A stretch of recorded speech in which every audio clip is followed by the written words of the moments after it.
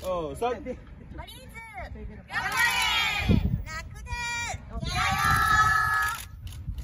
私たち M スプラッシュです。私がリーダーのアスカです。トウコです。ゆうかです。まなみです。はい、交流戦を終えて、交流戦じゃないですね。ごめんなさい。大丈夫です。大丈夫です。大丈夫。大丈夫です。交流を終えて、今回が石垣での交流が5回目になります。こうやって毎年ここ石垣で交流できて本当に私たちも嬉しく思っています。ラミガールズさんの時からこうやって交流させていただいて、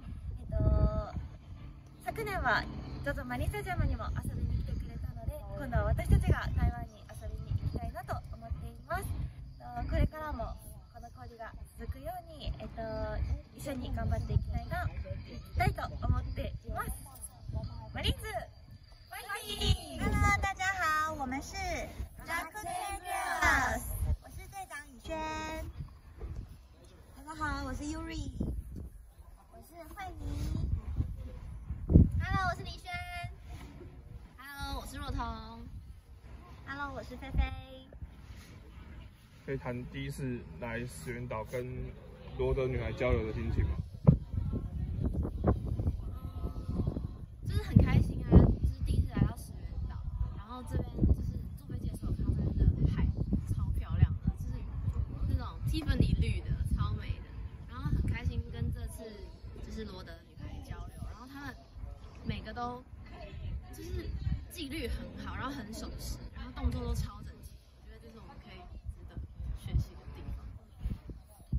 我觉得，因为我们是第一次离开台湾，然后去到日本这边石原岛来应援。那我觉得印象比较深刻的是，我们昨天我们跳舞就跳了，我有算过，我们跳了11支舞，就是一次，就觉得虽然有累的地方，但是也蛮印象深刻，然后也蛮觉得好玩的。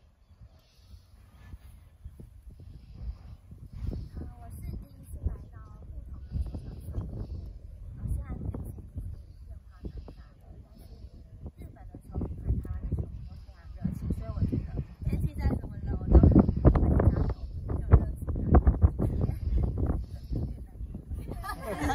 有点悲剧。